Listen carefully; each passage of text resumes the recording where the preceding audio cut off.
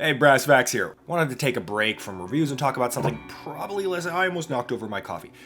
Wanted to take a break from the reviews and talk about something probably less interesting, less sexy, and not nearly as entertaining. And that's building a group or a preparedness team.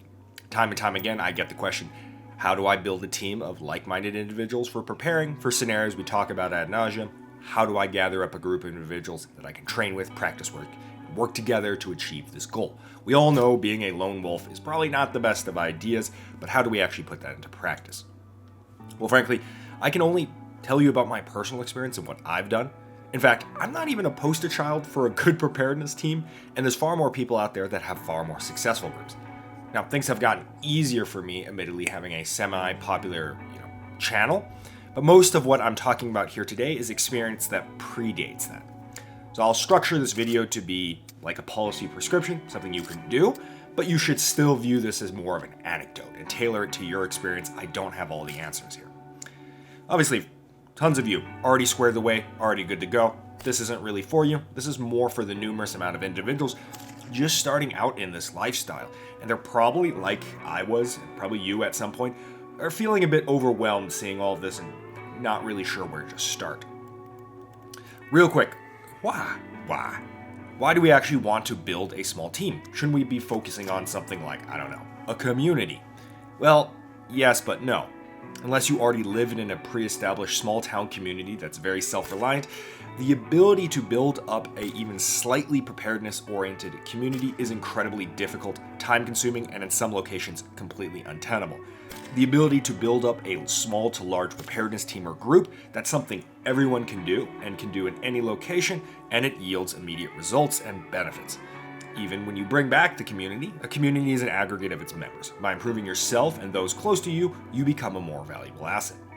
Even if you already have an established community, you can provide both tangible gear, supplies, manpower, and equipment, or non-tangibles like training, mindset, leadership, and know-how.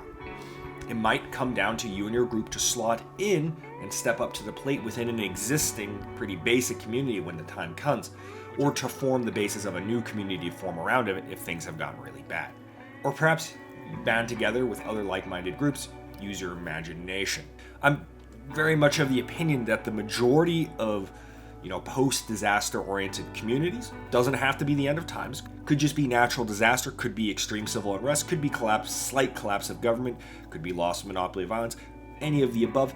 Most communities, just due to the nature of how American society is set up right now, will form during said scenario. This team thing might play out as just an active group of individuals coming together during a snowstorm, during a flood, the status check on everyone. You might manage the perimeter of a community during civil unrest. You might flex into a medical team during a natural disaster. The list goes on.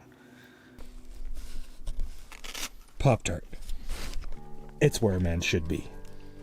So, getting started, building your team. You need to realize that it's a 3 steps forward, 2 to 2.5 step back sort of dynamic. Building a team is very slow and frustrating, especially if you expect rapid results. A lot of people throw in the towel of a couple months after trying because it feels so impossible at times. In fact, I've done the same. You need to tailor your expectations to the reality that preparedness is a journey.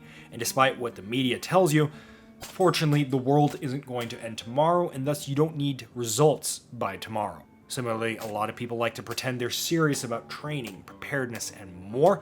They talk a big talk, but at the end of the day, they really just wanted to buy cool kits, and that's about it. And then probably mag dump into trash once every 6 months, and then regurgitate other people's opinions online as their own, instead of going out and figuring it for themselves. So you're going to end up with a lot of false starts trying to build your teams as priorities clash. Regardless, the point still stands. Building your team should start with you. The firearms community lacks proactivities and leaders, and none of this will happen unless you make it happen, and you have to learn how to make it happen. Hoping a group will form around you is not going to get you anywhere. Build a routine, something that can draw others to the lifestyle. It doesn't necessarily have to be shooting oriented, though that is the subject of this video. It can be related around rucking, survival skills, or even potentially going to the gym. More than likely, it's going to be a combination of all of the above. Preparedness is an all-encompassing thing. Preparedness is a lifestyle. The key is simply be consistent and get started as an individual. That's the thing I keep harping on here, because so many people seem to be waiting for a large group to get started. Start working pistol drills at your indoor range if that's all you have. Start working with minimizing kit and doing survival scenarios out in the wilderness if you don't have vast BLM land. You just have to start somewhere. It's kind of like, to use an analogy, people that watch a Bowflex 9000 commercial and then convince themselves, yes, this is it. I'll buy this and then I'll start working out. Or perhaps more relevantly, people that keep buying into the, I'm going to buy a $300 training device and telling myself, I'll start dry firing after I buy it. These devices are good, but you can't expect to begin training only once you have a team. If you wait for others to join up before beginning this journey, that is precisely why so many of these never get off the ground. You need to have a rock-solid foundation and consistency on working on your preparedness plan yourself, training, whatever, before you attempt to build upon that. Lead by example. Hey, Billy Bob, I shoot every Thursday. Come join me. Hey, bi-monthly I do a ruck. Come join me. This doesn't put your preparedness plan at jeopardy because you don't rely on others for yourself to be motivated to go training, to go shoot, to do whatever.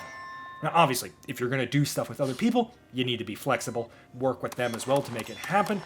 This also serves to level you up, metaphorically, so to speak. Perhaps you're incredibly unsuccessful and you just have trouble bringing someone on board. But if you get lucky and you bump into someone that is as or more squared away than you, and you've been working on yourself, well, now you're someone worth teaming up with, worth bringing on board, worth investing that time and effort into. And on you. So where are we going to find these people? Well, obviously you can start out with your friends. But unfortunately, because we don't choose our friends, at least most of the time, based off of their seriousness when it comes to doing preparedness things, a lot of times it's not going to be a great fit for this specific thing. Or even if it is, you're going to burn through your friends as they simply move on, get married, and do not have the time to engage at this at the level that you probably want to do. The good news, well, this is going to be bad news for some of your introverted fucks, but a lot of people are in a similar boat to you. There are single boob boys in your area ready to mingle. Much like dating, you need to put yourself out there. Fortunately, we're not talking to women, so not all hope is lost. I met a lot of those that I still train with semi-regularly to this day, starting out just, working at a gun store and going to all the affiliated events, going to group meetups, those outdoor gun shows, just getting drunk with them at a party, right? And while wrapping these events up, we talk about shooting, and I'll be like, hey, do any of you want to join me? Going shooting next weekend, gonna work on some fundamentals, here's my number. About 50% of the time, you're gonna get ghosted. Another 50% of that 50%, well, it's just gonna be a one-off training event. But every once in a while, you're gonna click with someone, you're gonna find someone that you work well with, and you're gonna come out again and again and again, and those people will become good friends, trading partners, whatever. Obviously, this can be applied to, once again, a wide range of things, rucking, competition events, gym, you name it. For those that are terminally online, there is hope for you too. And cameraman Ryan, who's a frustratingly social butterfly of a human being, by the way, talks to everyone at the party, actually remembers their name, reached out to me, in fact, via Discord to go shooting after moving to Utah from a third world nation. This is, by the way, before he even knew there was such thing as the brassfacts channel, if I recall. Discord really is a quite good tool in this context to find other people. It's a chat service. Most of the Discord servers have a local firearms Discord, and the larger ones will have subset for the subsections of the United States. For example, for Utah, there is a Utah dedicated Discord called Utah Firearms. There is a night vision Discord that I used to go to, which has a Utah subsection. Even in the subsections of other Discords, for example, I used to frequent the Operator Drewski Discord, there is a gun section, and within that gun section, there are people that live in Utah. You figure it out pretty quick. As much as Instagram gives me stomach ulcers, it serves as a useful platform to show you in kit, hiking, shooting, doing whatever. I cannot describe how many times I and others use Instagram as a LinkedIn for initially vetting people that you want to go shooting with. I'm sure there's a Reddit and 4chan equivalent to what I've mentioned, but I don't really like the former, and I literally cannot wrap my head around the design of the latter, so I can't speak to those. Am I becoming a boomer? Probably. The key component is realizing here that bitching online, that you need like-minded people to train with, doesn't do anything. You actually have to put yourself out there. That is the key. Remember, 3 steps forward, 2.9 steps back. It's gonna take a lot of time. You're gonna go through a lot of one-off shooting trips, people you don't like, people that you kind of like, but then they just fuck off and get married or something. And that's why it's so important to focus at yourself at this stage.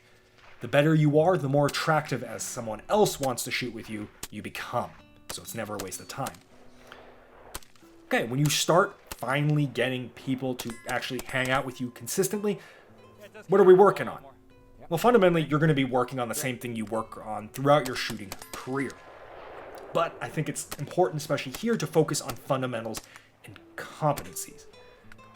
A lot of these get-togethers tend to not really have focus, and in some really bad scenarios, they're just literally shooting at trash.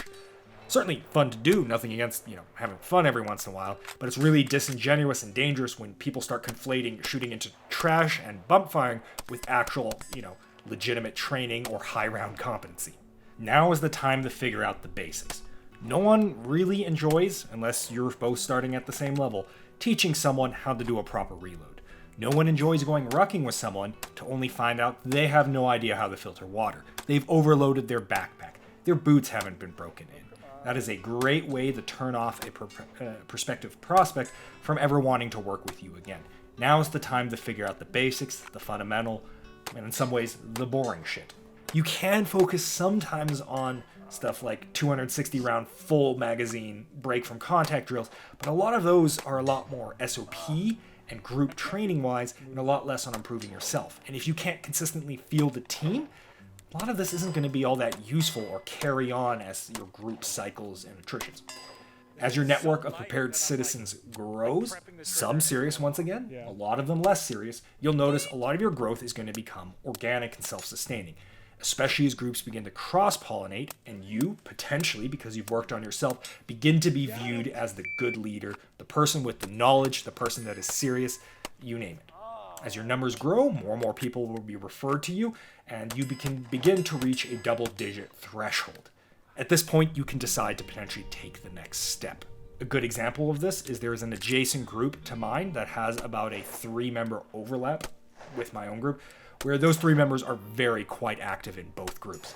I'm just going to call it the sister group as a concise term. Monthly rucks, tri-monthly or so meetings to discuss agenda, vetting process for new members, a standard for all members to adhere to, standardized encrypt comms, performance requirements, and more.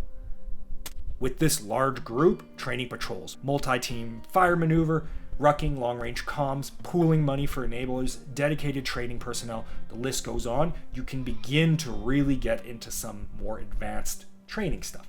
Furthermore, once you reach this threshold of size, member attrition, which will happen, isn't nearly as big of a deal.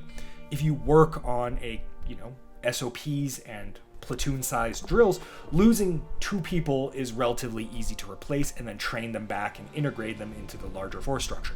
If you're a 4-man team, losing to 1 to 2 people basically means you need to start over from scratch, or ground zero.